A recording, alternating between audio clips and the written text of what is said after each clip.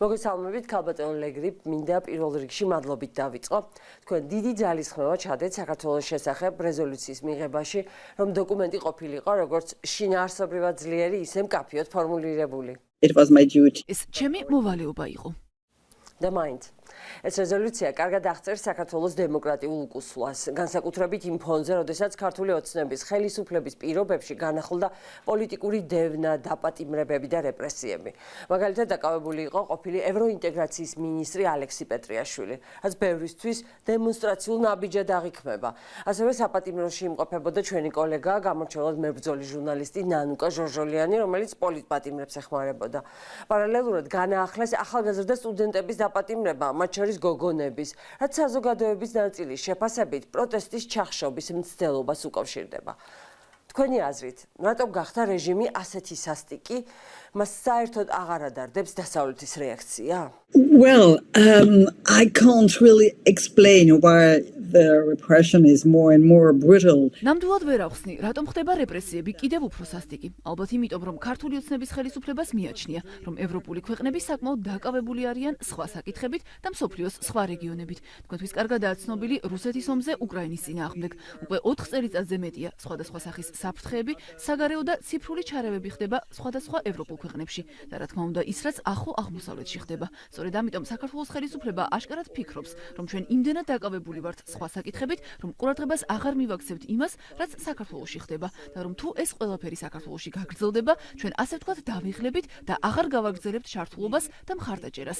არადა ძალიან ოფიციალურად მინდა ვთქვა, რომ ერთ-ერთი მთავარი სიგნალი, რომელიც ძალიან მკაფიოდ და ხმამაღლა მინდოდა გამომეგზავნა ამ რეზოლუციით, როგორც ეს რამდენიმე კვირის წინ ევროპარლამენტმაც გააკეთა და როგორც იცით რეზოლუციას საკმაოდ ფართო მხარდაჭერა ჰქონდა, არის ის, რომ ჩვენ არ გვავიწყდება. ჩვენ ყოველ შემთხვევაში საფრანგეთის ეროვნული ასამბლეის წევრთა დიდი უმრავლესობა არ ვივიწყებთ იმას, რაც საქართველოში ხდება. არ გვავიწყდება დემონსტრანტები, არ გვავიწყდება ყველა პოლიტიკოსი, ჟურნალისტი, სხვადასხვა აქტივისტი, მედია, სამოქალაქო საზოგადოება, რომლებიც ქართული ოცნების ხელისუფლების ჩაგვრისა და რეპრესიების წინააღმდეგ იბრძვიან. ჩვენ კვლავ გიყურებთ, კვლავ გისმენთ, მარტო არ ხართ. სწორედ ამიტომ წარვადგინე ეს რეზოლუცია და მინდა ხაზი გავუსვა ამას რამდენიმე კვირა, უფრო სწორად რამდენიმე თვე დასჭირდა, მაგრამ საბოლოოდ მიზანს მივახციე. მოვახერხე მისი პლენარულ სხდომაზე გატანა, დებატის ჩატარება და დიდი უმრავლესობის მხარდაჭერის მიღება. ასე რომ ნამდვილად მინდა ვთქვა, რომ არ გვავიწყდება, კვლავ ძალიან შეშფოთებულები ვართ და კვლავ ვაკეთებთ ყველაფერს, რაც შეგვიძლია. We are not forgetting. We are still very, very concerned and we are still doing what we can. რა მსვლელობა შეიძლება ამ დოკუმენტს მიეცეს? We have some tools. ჩვენ გვაქვს გარკვეული ინსტრუმენტები, როგორც პარლამენტის წევრებს გვაქვს ერთგვარი ინსტრუმენტების ხუთი და ჩვენ ვიყენებთ ყველა იმ შესაძლებლობას, რაც ჩვენს ხელთ არის, რათა საქართველოს ხალხს და ყველა დემონსტრანტს ვაგრძნობინოთ, რომ კვლავ ძალიან შეშფოთებულები ვართ. არ გვავიწყდება. დიახ, ჩვენ საფრანგეთის ეროვნული ასამბლეის წევრებს არ გვავიწყდება, რაც ხდება. Yeah, we at least as member of the French National Assembly are not forgetting what's going on. Yeah. ჩვენ ამას ძალიან ვაფასებთ და ძალიან მნიშვნელოვანია ჩვენთვის, რომ თქვენ რეზოლუციაში პირდაპირ ჩაწერეთ, რომ სავიზო და ფინანსური სანქციები უნდა შეეხოს ბიძინა ივანიშვილს და მის წრეს. დოკუმენტს თითქმის ყველა პოლიტიკური ჯგუფი უჭერს მხარს, რამდენად რეალურია, რომ ასეთი ერთიანი პოლიტიკური პოზიცია პრაქტიკულ ნაბიჯებში გადაიზარდოს და რამდენად შეუძლია მან გავლენა მოახდინოს საფრანგეთის მთავრობაზე დააჩქარონ სანქციები ოცნების ხელისუფლების წინააღმდეგ. We are asking. ჩვენ მოვუწოდებთ ჩვენს მთავრობას და ევროპულ ინსტიტუტებს გაატარონ სანქციები იმ ლიდერებისა და პირების წინააღმდეგ, რომლებიც ქართულ ოცნებას, ამ პარტიას და ამჟამინდელი ხელისუფლების გარემოცვას წარმოადგენენ. ჩვენ როგორც პარლამენტს არც ისე ბევრი ინსტრუმენტი გვაქვს, რაც შეგვიძლია არის პოლიტიკური გზავნილების გაგზავნა და ჩვენს მთავრობაზე ზეწოლა. თუ ჩვენს ინსტიტუციურ სისტემას სხვა ევროპული ქვეყნების სისტემებს შევადარებთ, ჩვენი კომპეტენციები საერთაშორისო და ევროპულ საკითხებში არც ისე ფართოა. ჩვენ პოლიტიკური განცხადებებით შეგვიძლია მიმართოთ საქართველოს მთავრობას, სხვა აქტორებს, მაგრამ ასევე შეგვიძლია ზეწოლა მოვახდინოთ და მოვთხოვოთ ჩვენს მთავრობას. თუმცა ეს სავალდებულო გზავნილი არ არის. პოლიტიკური რეზოლუციის მიღებას, თუნდაც ის საფრანგეთის პარლამენტში დიდი უმრავლესობით იყოს მიღებული, ავტომატური შედეგები არ მოხვება. ჩვენ გვაქვს საფრანგეთის მთავრობის მხარდაჭერა, რადგან მთავრობა ყოველთვის ესწრება პლენარულ სხდომებს, როდესაც რეზოლუციებს ან კანონპროექტებს განვიხილავთ. საფრანგეთის მთავრობის წარმომადგენელმა ჩვენს ტექსტს მთავრობის მხარდაჭერა გამოუცხადა, თუმცა ეს არ ნიშნავს, რომ ისინი დაუყოვნებლივ ერთობლივ გაითვალისწინებენ ყველა ჩვენს რეკომენდაციას და ყველა იმ მექანიზმს, რომლის ამოქმედებას გვსურს. ამიტომ მოგვიწევს პოლიტიკური ზეწოლის გაგრძელება და მთავრობისგან მოთხოვნა. მე საგარეო ურთიერთობათა კომიტეტის წევრი ვარ და მომავალ კვირას ჩვენს კომიტეტში საგარეო საქმეთა სამინისტროს მოსმენა გაიმართება. ამიტომ სიტყვას მოვითხოვ და კვლავ ვიკითხავ საგარეო საქმეთა მინისტრთან, რა შეიძლება იყოს შემდეგი ნაბიჯები, რომლებიც საფრანგეთის მთავრობამ, რა თქმა უნდა, სხვა ევროპულ ქვეყნებთან კოორდინაციით შეიძლება გადადგას. What could be now the other steps that could be taken by the French government? ვაიმარის სამკუთხედიც იძლევა ამ რეკომენდაციებს. Weimar Triangle, as you may have seen, ვაიმარის სამკუთხედი, როგორც ალბათ ნახეთ, ძალიან შეშფოთებულია. სამი ქვეყნის, საფრანგეთის, პოლონეთისა და გერმანიის მინისტრებმა საჯარო განცხადებას გააკეთეს და ღრმა შეშფოთება გამოხატეს. ეს ნიშნავს, რომ ჩვენ ძალიან სწრაფად მოვუწოდებთ საფრანგეთის მთავრობასა და სხვა ევროპულ მთავრობებს დაიწყონ მუშაობა კონკრეტული პირების წინააღმდეგ სანქციების ინტეგრირებაზე რუსეთის წინააღმდეგ სანქციების მომდევნო პაკეტში. იცით, ალბათ რამდენიმე კვირაში ან ერთ თვეში მოგვიწევს რუსეთის წინააღმდეგ ახალი სანქციების პაკეტის განხილვა და აქ უნდა მოვახდინოთ ჩვენს მთავრობაზე ზეწოლა სხვა ევროპულ მთავრობებთან ერთად მუშაობა, რათა გარკვეული სანქციები, ფინანსური სანქციები და შესაძლოა აკრძალვებიც ზოგიერთი ქართველი მოქალაქის მიმართ რუსეთის წინააღმდეგ ახალი სანქციების პაკეტში იქნას ინტეგრირებული. ამიტომ ჩვენს მთავრობაზე პოლიტიკური ზეწოლის გაგრძელება აუცილებელია. ამას კვლავ გააკეთებენ ევროპარლამენტის წევრებიც, რადგან მათაც ჰქონდათ შეშფოთება და თავიანთი პოზიცია შესაძლო სანქციებთან დაკავშირებით. ასე რომ ჩვენც და ჩვენმა კოლეგებმაც ევროპარლამენტიდან უნდა გავაგრძელოთ ამ საკითხის დღის წესრიგში დაყენება. ეს არის ის რისი გაკეთებას შეგვიძლია. უფრო მეტ კონკრეტიკას ნუ მომთხოვთ, მაგრამ გავაგრძელებთ ჩვენი მთავრობისთვის მოთხოვნას და საკითხის დაყენებას. სანქციები დავუწესოთ საქართველოს კონკრეტულ მოქალაქეებს, როგორც ევროპის მინისტრი ბენჯამინ ჰადადი განმარტავს. ამჯერად ეროვნულ დონეზე ეს ვერ ხდება და ამიტომ საჭიროა, რომ საქართველოს მოქალაქეების დასანქცირება მოხდეს რუსეთის წინააღმდეგ სანქციების პაკეტში. consider this on some Georgian citizens in a new Russian package of sanctions. ეს თუ ასე დროულად არ მოხდა, თუნდაც ვაიმარის სამკუთხედის ქვეყნების რეკომენდაციის შესრულება და ოცნების მაღალჩინოსნების დასანქცირება საქართველოში ამ პროცესის მიმართ ნიჰილიზმი გაჩნდება. ბიძინა ივანიშვილს და მის გარემოცვას მნიშვნელოვანი ქონება აქვს საფრანგეთშიც და ევროკავშირის სხვა ქვეყნებშიც. თუ სანქციები რეალურად არ ამოქმედდა, ეს ხომ არ გააღრმავებს სკეპტიციზმს ევროპის პოლიტიკის მიმართ. I totally understand what you're saying. დიახ, სრულად მესმის, რასაც ამბობთ. სკეპტიციზმი ერთგვარ ორმაგ სტანდარტებზე, როდესაც კეთდება ოფიციალური განცხადებები, მაგრამ შემდეგ კონკრეტულ ადამიანებს ისევ შეუძლიათ თავისუფლად მოგზაურობა ვიზის აკრძალვის ან ფინანსური სანქციების გარეშე. მეც ძალიან შეშფოთებული ვარ და ვიზიარებ იმ ემოციას, რასაც თქვენს კითხვაში ვგრძნობ და სწორედ ამიტომ ვარ აბსოლუტურად მზად. გავაგრძელო ზეწოლა ჩემს მთავრობაზე და სხვა ეროვნული პარლამენტების კოლეგებთან თუ ევროპარლამენტის წევრებთან ერთად ევროპულ ინსტიტუტებზე, რომლებიც შეიძლება ჩაერთონ, რადგან სრულად მესმის, რომ ამას შეიძლება სანდოობის, თანმიმდევრულობისა და კოორდინაციის ნაკლებობა დაღიქვამდნენ. დიახ, ამ საკითხზე თქვენ შეშფოთებას ვიზიარებ. მესმის, რამდენად რთულია ამის გაგება. I understand that this is really very difficult to understand and to continue to understand. Yeah.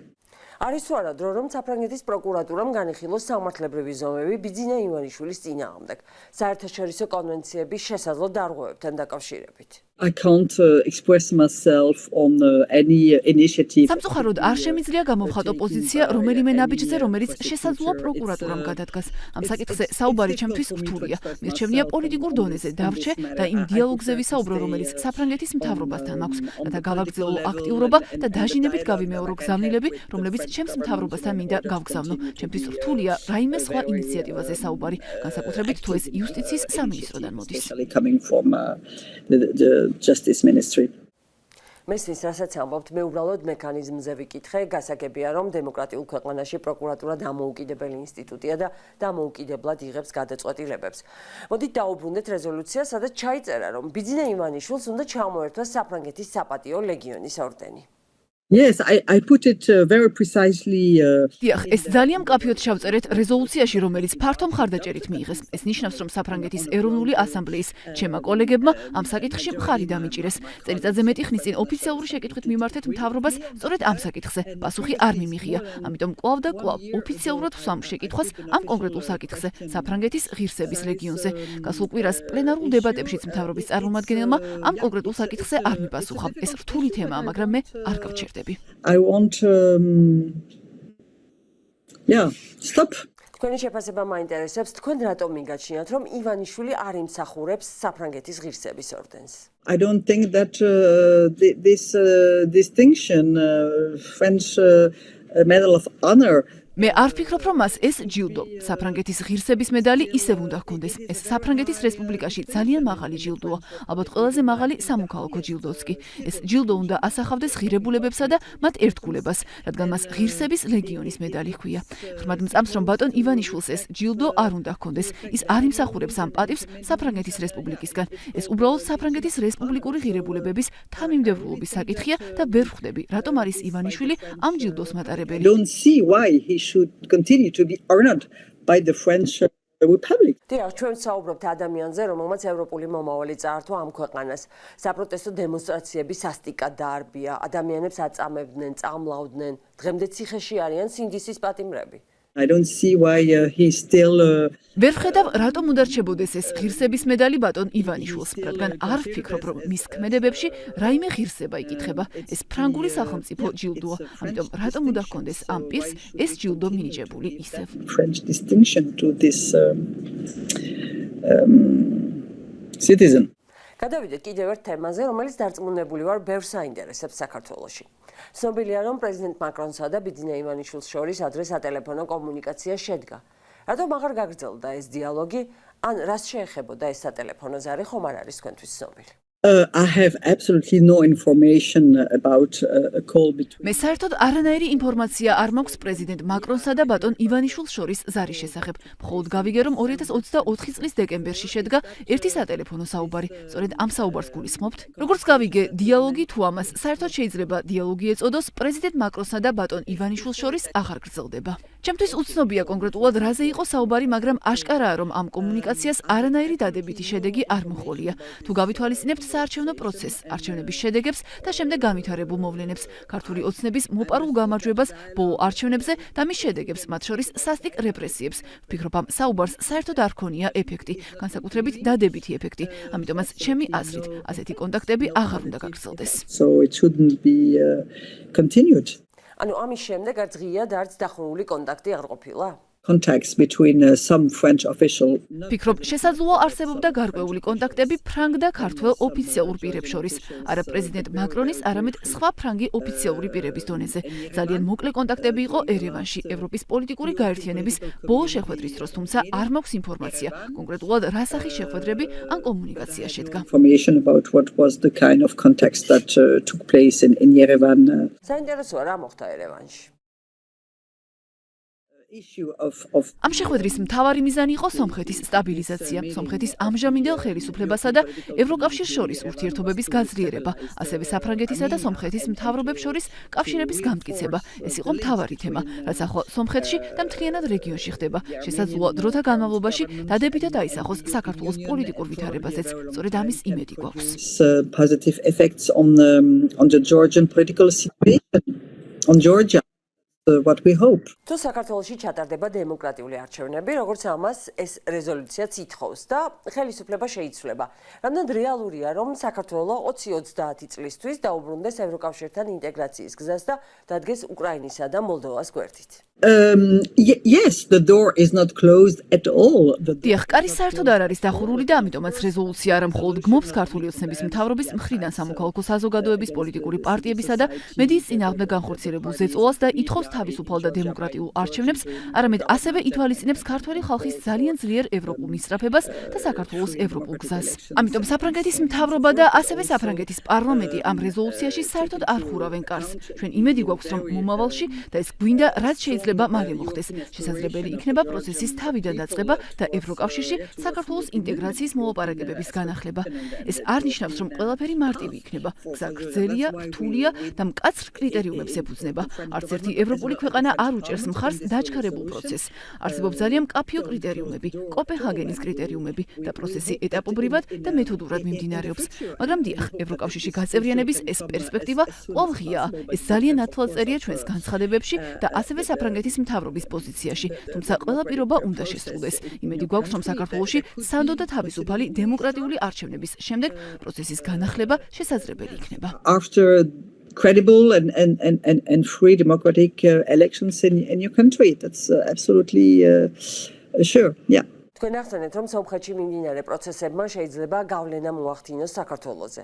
სომხეთის წარმატება მართლაც ძალიან თვალსაჩინოა, თუმცა მეორეს მხრივ ხომ არ შეიძლება დასავლეთმა ჩათვალოს, რომ რეგიონში ყავს სომხეთი. საქართველოში ომი რუსეთთან წააგო და ეს მოცემულობა მიიღოს. I think that more or less ფიქრობ, გარკვეული თვალსაზრისით სომხეთისა და საქართველოს მომავალი ერთმანეთთან არის დაკავშირებული.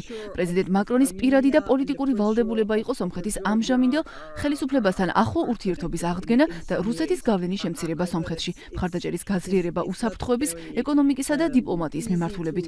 ევროპული მთავრობებიც იზიარებენ, სწორედ ამიტომ გაიმართა ევროპის პოლიტიკური გაერთიანების ბოლო შეხვედრა ერევანში.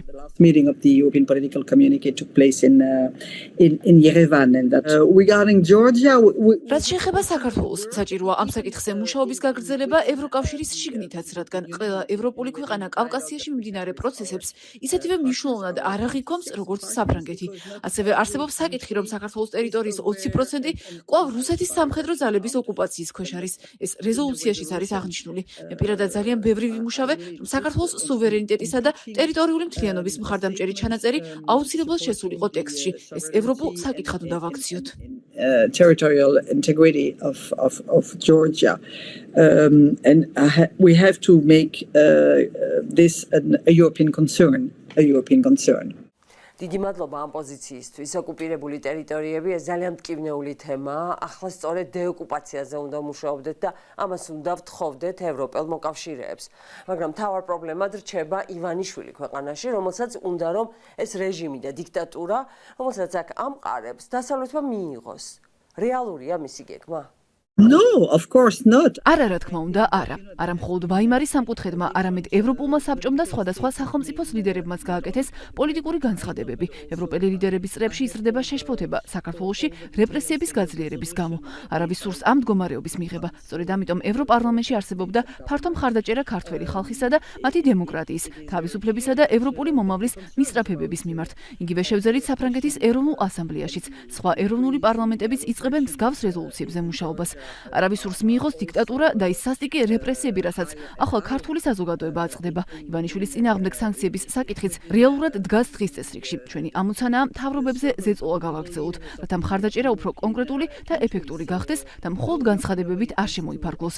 ქართულმა ხალხმა უნდა იცოდეს, რომ მათი ბრძოლა, გამბედაობა და ძალისხმევა ჩანს და დაფასებულია. ევროკომისია ცდილობს გარკვეული ფინანსური ინსტრუმენტები გადაამისამართოს არა საქართველოს ოფიციალურ ხელისუფლებასთან, არამედ სამოქალაქო საზოგადოებასთან, მედიასთან და არასამთავრობო სექტორთან. ეს რთულია ტექნიკური და სამართლებრივი მიზეზების გამო. რთულია დახმარების ეფექტურად მიწოდება არასამთავრობო ორგანიზაციებისთვის ან თავისუფალი მედიისთვის საქართველოში, მაგრამ ევროკომისია ცდილობს მხარდაჭერა უფრო მეტად სამოქალაქო საზოგადოებაზე იყოს ორიენტირებული და არა ოფიციალურ სტრუქტურებზე. Get through the very difficult situation exactly to the people that need it. და ბოლოს რას ეტყვით ქართულ ხალხს, პოლიტპატიმრებს, ციხეში გამოკეტილ პოლიტიკოსებს, ჟურნალისტებს, მსახიობებს, პოეტებს, რეჟისორებსა და სტუდენტებს, საქართველოს მესამე პრეზიდენტს, იმ ადამიანებს, რომლებიც საკუთარ თავს პროევროპულ საქართველოსთან აიგივებენ. First, I would like to პირველ რიგში მინდა ვუთხრა, რომ ისინი დავიწყებული არ არიან. ჩვენ ვხედავთ მათ, ვუსმენთ მათ, ვხედავთ მათ გამბედაობას, ენერგიას და ერთგულებას დემოკრატიული ევროპული ღირებულებების მიმართ. იმ ღირებულებების, რომლებსაც ჩვენც ვიზიარებთ. ჩვენ აღფრთოვანებული ვართ მათით, რადგან დემონსტრაციები გრძელდება. ვიცი, რომ ეს რთულია და რეპრესიები ყოველ კვირასა და ყოველ თვეში უფრო სასტიკი ხდება. ამიტომ დიდი გამბედაობაა ბრძოლის გაგრძელება. თქვენ არ ხართ მარტო. ჩვენ ვხედავთ, რას აკეთებთ და რას ამბობთ. ყველანაირად ვცდილობთ თქვენს მხარდაჭერას, ზეწოლისა და დაშინების მიუხედავად. ჩვენ თქვენ მომავალ ევროპელ მოქალაქეებად ხედავთ. იმედია ერთ დღეს თქვენ იქნებით დემოკრატიული ქვეყნების ამ გაერთიანების ნაწილი. სწორედ ამიტომ მივიღეთ ეს რეზოლუცია, რათა გვეთქვა, თქვენ მარტო არ ხართ. ჩვენ თქვენ გვერდით ვართ და გავაგრძელებთ მხარდაჭერას მიუხედავად სირთულეებისა. ვიცით, რომ არსებობს პოლიტიკური, სამართლებრივი და დიპლომატიური დაბრკოლებები, მაგრამ ჩვენ ვაგრძელებთ თქვენს მხარდაჭერას და თქვენთან ერთად ბრძოლას დემოკრატიული საქართველოსთვის. to support you and fight with you for democratic Georgia. შევხვდებით თავისუფალ თბილისში. Who knows, maybe. I have to come to Georgia. ვინ იცის, შესაძლოა ოდესმე საქართველოშიც ჩამოვიდე. უახლოეს კვირებში ამის წარმოქმნა რთულია, თუმცა ბევრი ჩემი ევროპელი კოლეგა უკვე არაერთხელ ყოფილა საქართველოში. მეც აუცილებლად ჩამოვალ, ალბათ კოლეგებთან ერთად. ყველაზე მნიშვნელოვანი ის არის, რომ გავაგრძელებთ ჩვენს მთავრობებზე ზეწოლას და საქართველოს საზოგადოებას ვეტყვით. თქვენ მარტო არ ხართ. ჩვენ გვესმის თქვენი, ვიზიარებთ თქვენს ღირებულებებს და საერთო ფასეულობები გვაქვს. ჩვენ ერთნი ვართ. We have the common values. We are the same. ძალიან დიდი მადლობა ასეთი მხარდაჭერისთვის. Thank you. გმადლობთ, იყავით ძლიერები. Be strong. კარგად ბრძანდებოდეთ.